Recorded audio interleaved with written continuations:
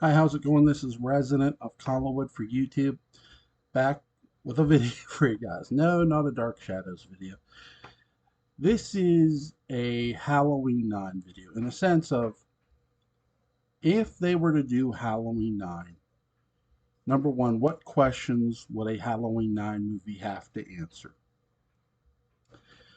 So, first things first. From a writing standpoint, you have to ask yourself this, okay? Are you tying the timelines together? That's first and foremost. I'm talking 1 through 6. If the answer is yes, then you have a lot of explaining to do. And we know that explaining is, where's Tommy Doyle, where's Kara Strode, what's gone on with the Thorn Cult, are there any members alive, etc., etc., etc. That's it. Now we know Jamie Lloyd dies in Halloween 6. So if you're tying the timelines together, um, if you're also tying the timelines together and you're still following, if you're going H2O resurrection as well, and you might say, well, how are they going to explain that Jamie Lee Curtis's character never found out about her daughter's death? It's really simple, bro. The Cult of Thorn is how they basically they were controlling the cops. I mean, you get that sense even in the theatrical release. You definitely get it in the producer's cut. So who's to say they weren't controlling the media as well? And maybe it just did not spread around outside of Haddonfield because remember the conversation between Deborah and John Strode. Deborah said the only way Deborah found out about it was through Loomis. That's the only way Deborah Strode found out about it.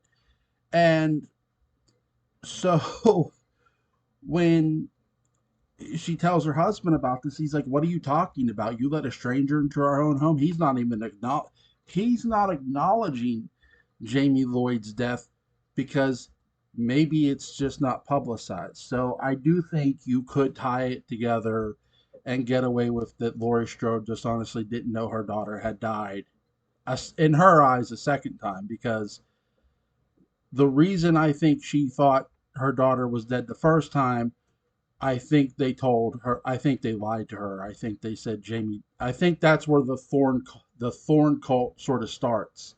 Is the birth of Jamie and John. The Thorn cult had to choose. Okay, do we keep the boy or do we keep the girl? We gotta. She's got to have one back. We can't say both. That would look suspicious. So they picked Jamie at birth and give her John, and they just tell her the doctor is a member of the Thorn cult. He would say Jamie died during childbirth, which by the way can happen. That was a very common occurrence back then. It's an occurrence today. There's better technology today, and you know you say there's better doctors today, and I won't dispute you there. Um, but trust me, it's a common occurrence. Um, also, Also, you have to address Laurie Strode's potential.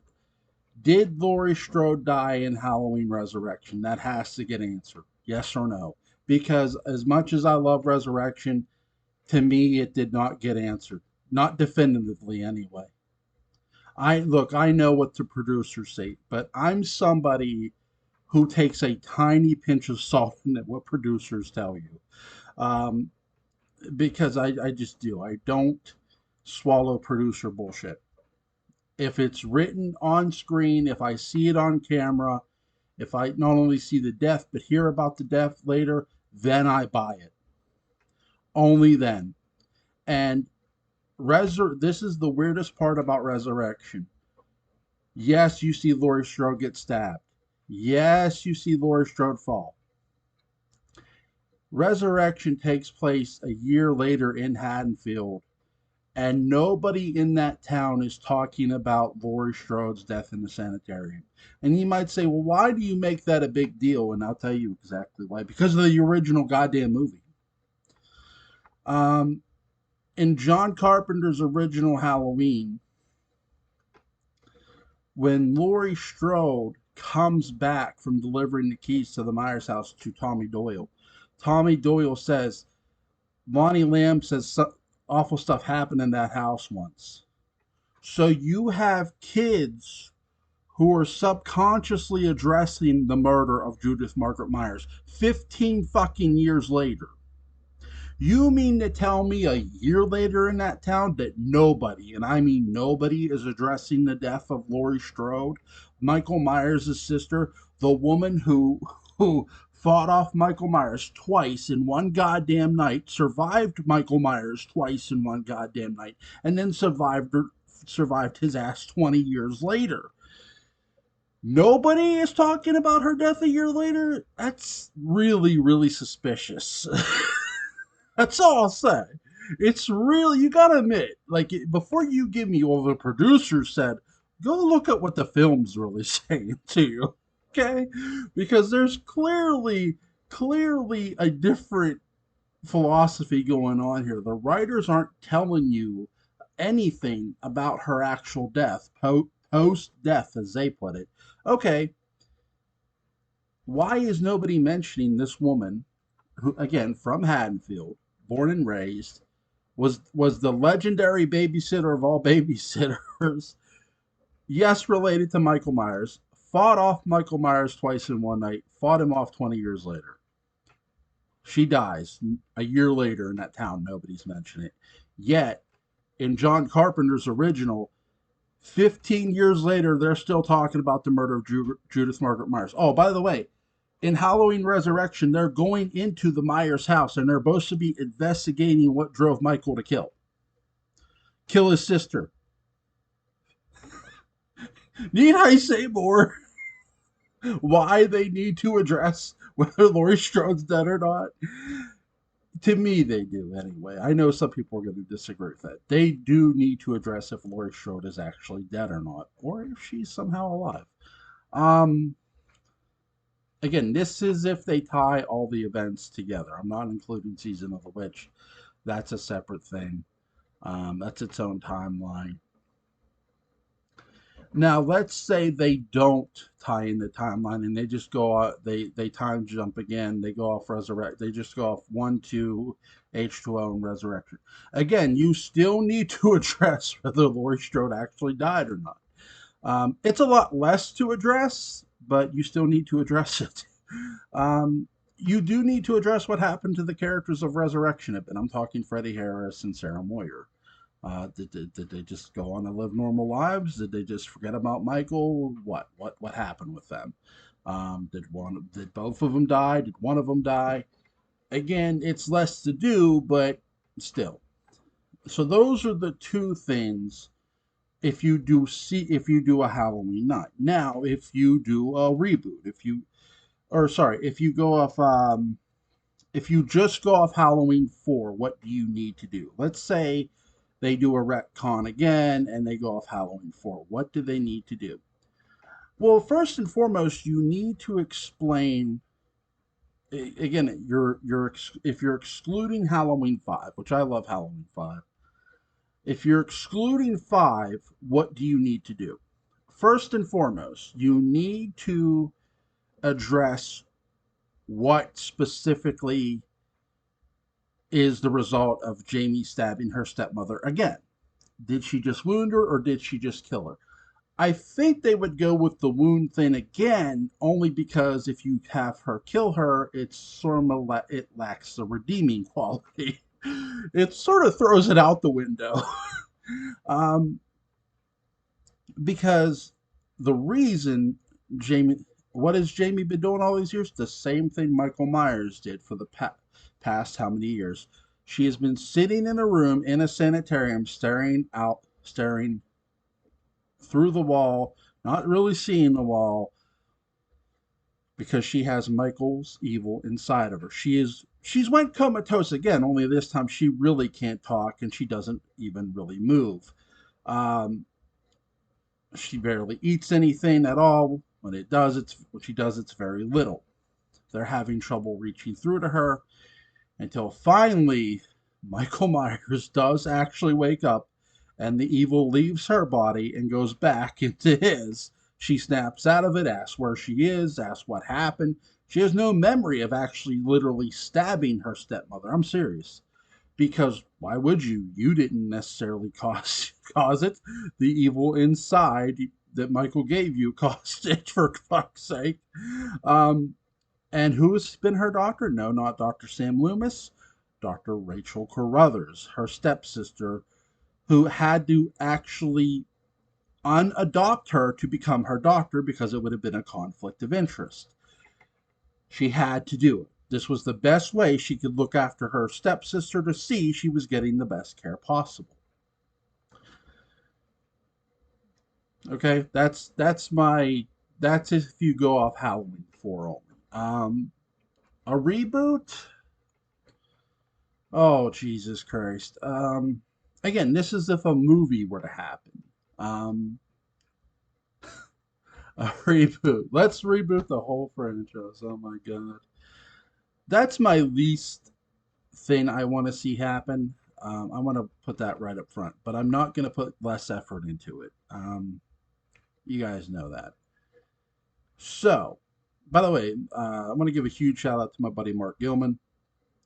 Some huge shout outs. Huge shout out to Daniel Culver, Darnell Weeks. Links to their channels will all be in the description box. Um, for a reboot, for I would take this back to Pasadena. You have to set it where John set this. Do you tell the exact same opening? To a degree. You show the outside of the Myers house. You have him. You do re-show the death of Judith Myers, with one difference. If you really want to end the sister connection once and for all, if you really want to sever all ties to it, then goddamn it, do it. Don't pussyfoot around. Do it. I'm going off of a story I did,